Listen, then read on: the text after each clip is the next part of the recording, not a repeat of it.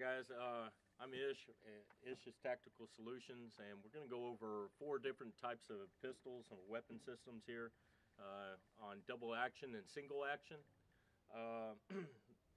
Anyways, the reason that I'm trying to go over all this stuff is basically give you an idea. A lot of people ask what kind of weapon system they should be using, and you know, different weapons are for different people, and to help you get a better understanding of what weapon system's better for you, I'm going to talk about these.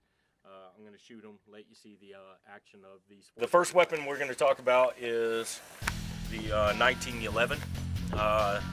This is actually the chassis of this weapon is an old make.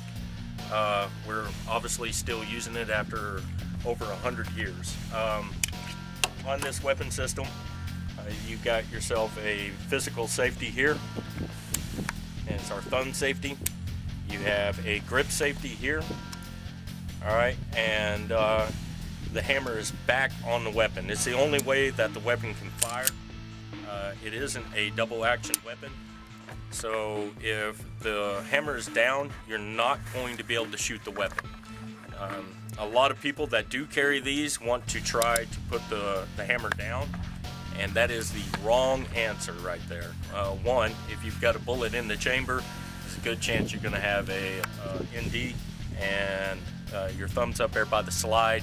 It could cause a lot of damage to your hand. So anyways, like I said, the hammer's back, all right, and the weapon goes on safe with the hammer back, all right.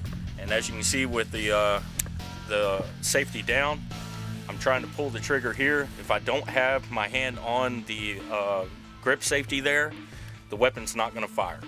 All right, so to properly do it, we got our good grip, safety comes down, weapon fires. All right, I know that seeing the hammer back, a lot of times the public sees this and it kind of freaks them out, but here's the thing, this is one of the safest weapons out there, and all this means right here is the weapon's ready to fire. It's still on safe, it still has to have that good grip, and of course we still got to pull the trigger. So to let you watch the action, what I'm going to do is I'm going to slide a magazine in here of 2, shoot the weapon, and let you see it.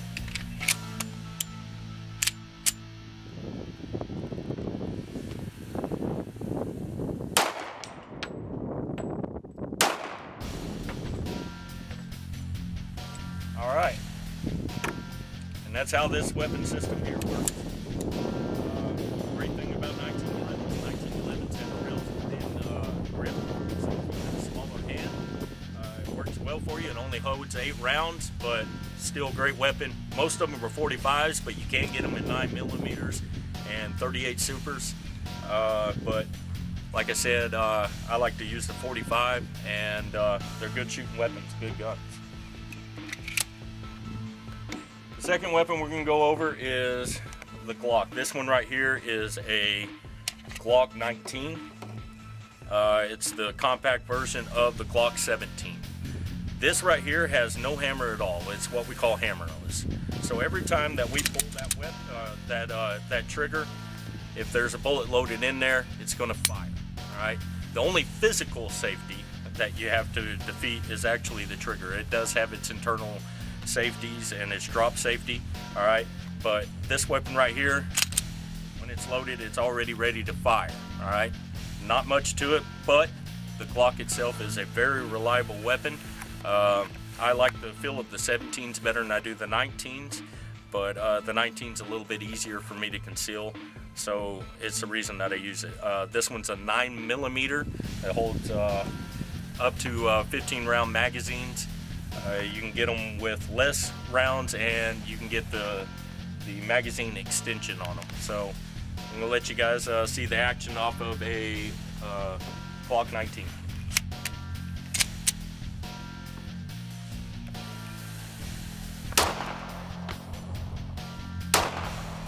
All right, the SIG 229 is basically the compact version of the SIG 226. This one here is a SIG 229 Scorpion TB. It's got the threaded barrel on there. It's a little bit different than regular 226 because it's got a little less pull on the double action. plus its trigger reset is a little bit quicker and it's got a little bit better grip. This weapon also holds about 15 rounds. You can get them with less or more with an extension on the magazine. This weapon does not have a safety, but this weapon will fire from the double action position, and it has a cock to drop the hammer. So this weapon's ready to fire. The thing is that you got to remember is you're coming out the first time that it shoots, it's going to be double action, which you're going to have a little bit more pull to it. Now, once the weapon fires that first round, slide comes back. All right, the hammer stays back, and then from then on, it's single action. All right, so the weapon will each time that it shoots, like I said, slide comes back into single action. And like I said, this one has a shorter trigger reset. To carry it around with the hammer back, this one would be wrong because the weapon does not go on safe. So that's not a very safe way to carry it. You don't have to. All you got to do is practice with that double action. Make sure that you do, because it's a little bit different pull than whenever it goes to single action. But still a great weapon system. And I'm going to let you guys see this one function also. I'm going to decock it so you can see the double action work, then it go to single action.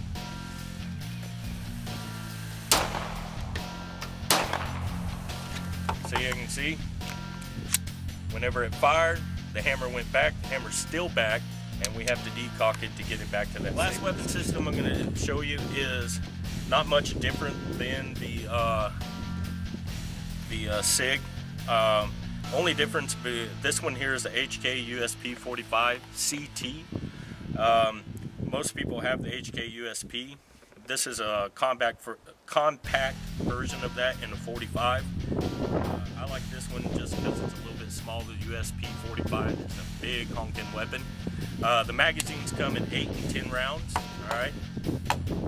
And what I like about this one here is the weapon, as you can see, it goes on safe with the hammer down. All right. So, and then we can take it off safe, and then we can go into that double action mode. All right. So we take it off safe. We're in double action mode. Weapon will fire, do just like the SIG did. All right. The part that I like about it is that while the hammer is back in that single action mode, the weapon also goes on safe. So the weapon won't fire. What I like about that is we can carry this weapon with the hammer back if we wanted to in a safe position. All right. And this also helps if you're in law enforcement and you go to different schools, is most of them make you decock your weapon and go to safe. On an H&K, you usually don't have to do that because the weapon goes back on safe after the hammer's back. All right. The decocker on this is part of the safety, so there's no getting confused on how to decock the weapon. Like the SIG, the safe, it doesn't have a safety. So this one right here, decocks on the safe. And I'll let you guys see how this one works right here. What I'll do is I'll load the bullet in there just like I was talking about. All right, right now the weapon's not safe. We put it on safe, weapon's not gonna fire. All right, now we come up to fire at whatever our target is. We can take it off safe.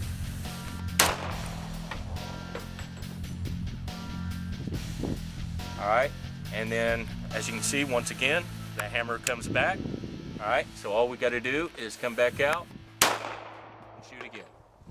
All right, so that's how this weapon system here works. With the HK USP 45 CT, they're not much different on cost than the USPs if that's the model that you want to go for.